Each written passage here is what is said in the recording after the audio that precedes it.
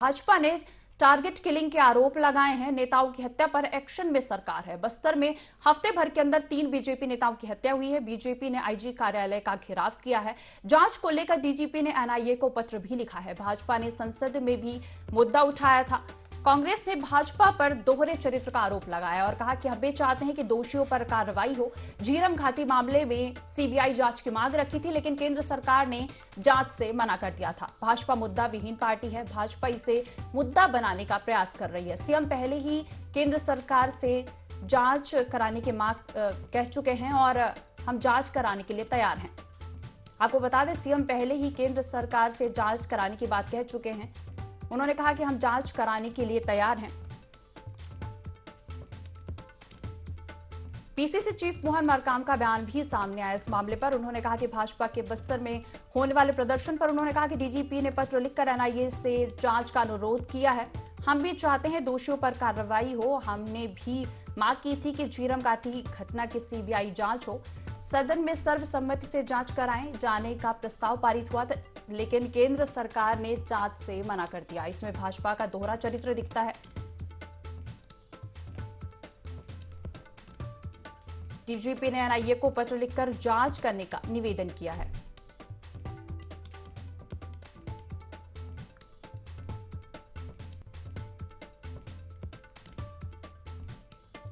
आपको बता दें, डीजीपी ने पत्र लिखकर एनआईए से जांच का अनुरोध किया है।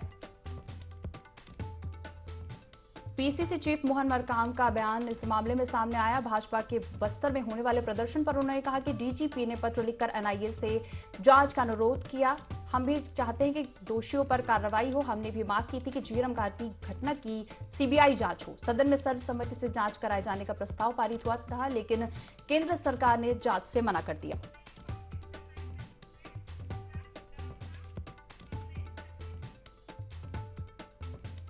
इस विषय पर चर्चा करने के लिए हमारे साथ कांग्रेस प्रवक्ता अंशुल मिश्रा जी जुड़ गए हैं और उनसे हम चर्चा करेंगे। अंशुल जी, IIT 24 में आपका बहुत बहुत स्वागत है। बहुत बहुत धन्यवाद मैडम। कांग्रेस ये बस्तर में हुई 3 हत्या के मामले में कांग्रेस ने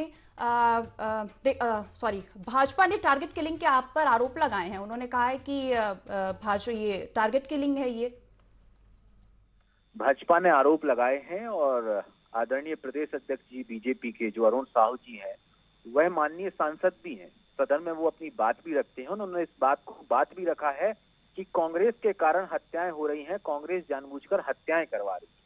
बहुत अच्छी बात है, आरोप लगाना विपक्षी दल का प्रमुख कार्य होता है। लेकिन मैं प्रमुख विपक्षी दल से यह पूछना चाहता हूं, प्रदेश अध्यक्ष जी से आपके माध्यम से पूछना चाहता हूं कि अगर आपने सदन के मंदिर में इस प्रकार की बातें रखी हैं, तो क्या आपके पास कोई साक्ष्य है? और अगर कोई साक्ष्य है तो उसी सदन के पटल पर आपको रख देना चाहिए, ताकि दूध का दूध पानी का पानी हो जाए। हम तो यह मांग करते हैं कि हर प्रकार की जांच देश की स्वतंत्र एजेंसियों से होना चाहिए। तीसरी बात हम यह मांग कर देना चाहता हूं कि वो भाजपा के नेता बाद में हो सकते हैं, पहले वो हिंदुस्तानी हैं, पहले वो छत्तीसगढ़िया हैं और पहले वो आम जनमानस हैं। अगर उनके साथ इस प्रकार का कृत्य हुआ है तो मैं यह समझता हूं कि यह अति अशोभनीय कृत्य है। लेकिन उनके बाद यह कृत्य होने के बाद अगर उसके ऊपर राजनीतिक रोटियां सेंकी जा रही हैं, तो यह मैं समझता हूं कि अति अशोभनीय कृत्य है। हम यह समझते हैं कि जिसके साथ भी गलत होने वाला है, उसके साथ सरकार खड़ी है, उसके साथ पूरा छत्तीसगढ़ का जनमानस खड़ा हुआ है। नक्सलियों को खत्म कैसे करना है, क्या करना है, उस पर बात करते हुए काम करना चाहिए, ना कि सिर्फ और सिर्फ राजनीतिक मुद्दा बनाना चाहिए।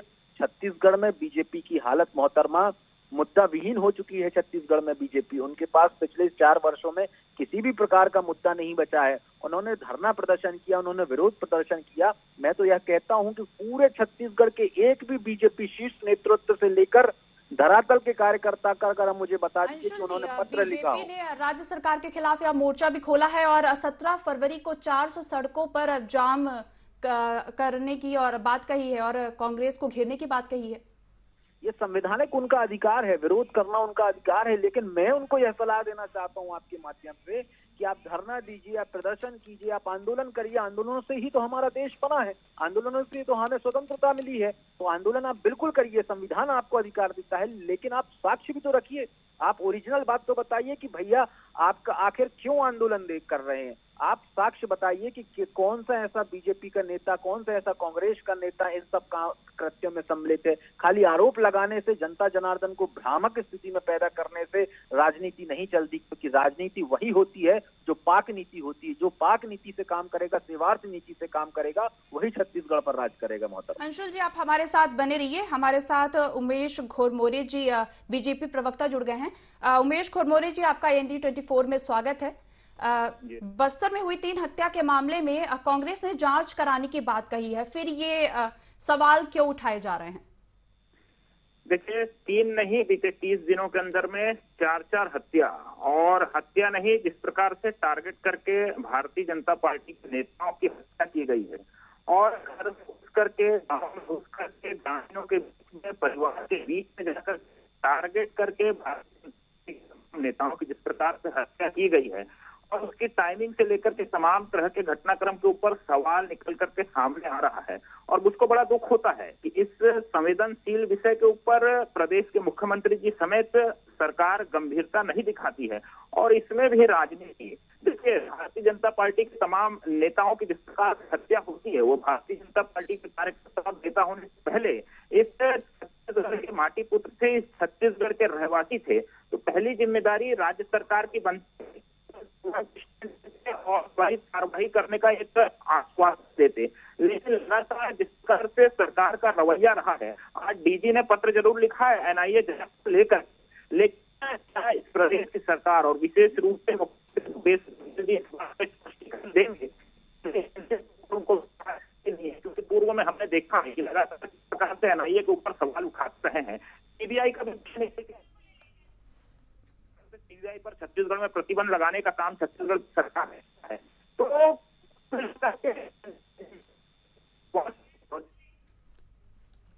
अंशुल जी, आपने सुना उमेश जी ने क्या कुछ कहा, उनका क्या कहना है इस मामले पर, आपकी क्या प्रतिक्रिया है?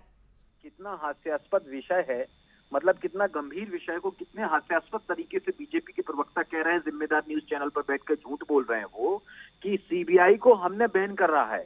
संविधान के अनुसार, विधि के विधान के अनुसार आज तक आजाद हिंदुस्तान में ऐसा कोई भी प्रणाली नहीं आई है कि किसी भी स्वतंत्र नेशनल एजेंसी को कोई भी राज्य जो है वो बैन करके रखे। ये कौन सी भाषा का प्रयोग कर रहे हैं, ये कौन सी मनुवाद की स्थिति में जा रहे हैं? क्या वो उनसे आप मेरी तरफ से ये जरूर पूछ लीजिए कि ऐसा कोई वो पत्र दिखा सकते हैं कि जो राज्य शासन ने जारी किया हो कि सीबीआई को हमने बैन करा है? और अगर हम पत्र लिखते हैं तो सीबीआई क्या बैन कर हो सकती है क्या छत्तीसगढ़ से? ये किस प्रकार की बात कर रहे हैं? ये इनका चाल चरित्र और चेहरा दोहरे नीति की है। हमने बचपन में जो 2 प्रकार के सांप देखे थे ना, 2 मुंहा सांप, वो कहां से काटता था, वो कहां पे क्या करता था। आज छत्तीसगढ़ बीजेपी की हालत सिर्फ यही हो चुकी है। वो बीजेपी के नेता बाद में थे, हिंदुस्तानी पहले थे, छत्तीसगढ़िया पहले थे। और मोहतरमा, एक चीज और कह देना चाहता हूं नक्सली के मामले में, कि हमने अपने शीर्ष नेतृत्व को खोया है।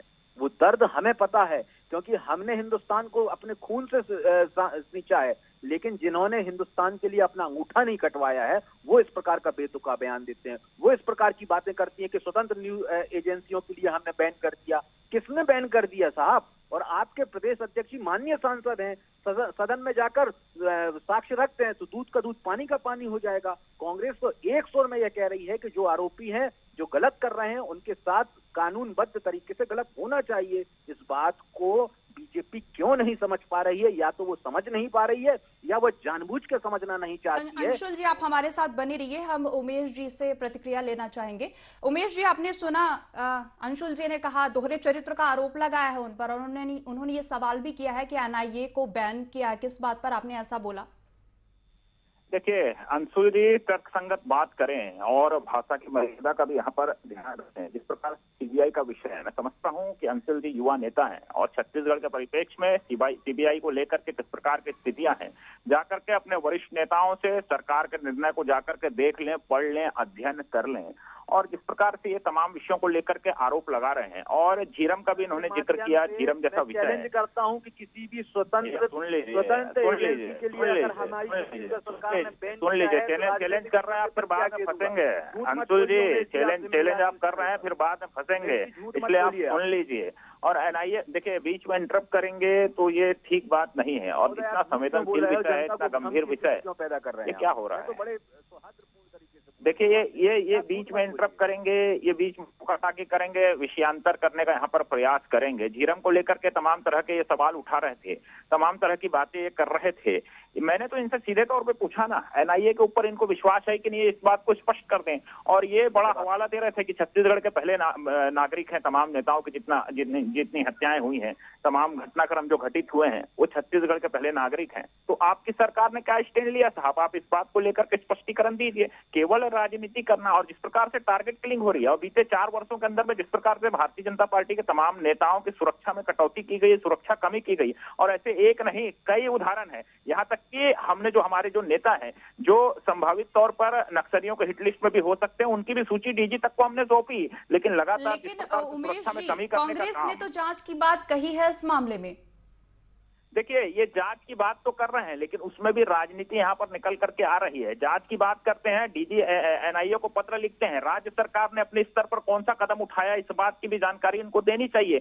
लगातार बीते 30 दिनों के अंदर में 4 भारतीय जनता पार्टी के नेताओं की हत्या हो जाती है। घर में घुस करके नक्सली निर्मम हत्या कर देते हैं और ये कहते हैं कि नक्सली घटना यहाँ पर कम हुई है। आप मुझको बताइए, अगर नक्सली घर के अंदर में घुस करके, गाँव के अंदर में घुस के, शादी समारोह के बीच में घुस करके जाकर के केवल टारगेट के रूप में जो निकल करके आ रहा है, केवल भारतीय जनता पार्टी के नेताओं की हत्या कर रहे हैं, क्या ये इस ओर इंगित नहीं करता है कि आने वाले समय के अंदर में 2023 के? उमेश जी, आप बने रहिए हमारे साथ। एक अंतिम प्रतिक्रिया हम अंशुल मिश्रा जी की लेना चाहेंगे इस पर। छत्तीसगढ़ राज्य शासन ने क्या काम किया, इसको इन्हें इंगित कर देना चाहिए। ये बीजेपी के प्रवक्ता जी का बयान है, इसको मैंने सुना, ये बहुत तर्कसंगत बात करी इन्होंने। मैं आपको 26/11 पर ले जाना चाहता हूं मोहतरमा, कि जब 26/11 आतंकी हमला हमारे हिंदुस्तान में हुआ था, तब न्यूज चैनल पर बैठकर उसी होटल में वह आतंकवादी लाइव देख रहे थे और लाइव देखते देखते अपने एक्शन को चेंज कर रहे थे। उसके बाद यह नियमावली आई थी कि सामाजिक जीवन में मीडिया के पटल पर जो शासन होता है, जो प्रशासन होता है, जो खिलाफ में काम करता है, जो प्लानिंग करता है, उसको कभी भी बताता नहीं है। क्योंकि अगर हम बता देते हैं, अगर मैं आपके समक्ष बता देता हूं, तो आपका जिम्मेदार न्यूज चैनल है, आपका प्रचारित न्यूज चैनल है, वह हर एक रूरल एरिया में आपका न्यूज चैनल चलता है। हो सकता है कि वह नक्सली इसको भी सुन रहा हो और अपने प्लानिंग को चेंज कर दे। तो मैं तो बिल्कुल जिम्मेदारी के साथ यह कहता हूं कि हमने एक्शन ले लिया है, लेकिन ये क्या एक्शन लिया है मैं कभी कतई नहीं बताऊंगा। बीजेपी के प्रवक्ता आप मुझे ये बता दें, क्या वो चाहते हैं कि हमने जो एक्शन लिया है वो बता दिया जाए? क्या वो चाहते हैं कि जो पुलिस प्रशासन काम कर रहा है वो नक्सलियों तक पहुंच जाए आपके माध्यम से? किस प्रकार की बेतुकी बात करते हैं महोदय? क्या आपकी स्थिति हो गई? आप कौन से मनुवाद की स्थिति में चले गए हैं? कम से कम नक्सलवाद के ऊपर तो आप राजनीति मत करिए। छाती चौड़ी कर हम कहते हैं कि हमने अपने अपनों को खोया है, आपने तो हाथ भी नहीं कटाया है। समय की कमी के चलते अंशुल जी और उमेश जी यहीं इस चर्चा को यहीं रोकना चाहेंगे। फिलहाल आप दोनों का IND 24 में जुड़ने के लिए बहुत बहुत धन्यवाद।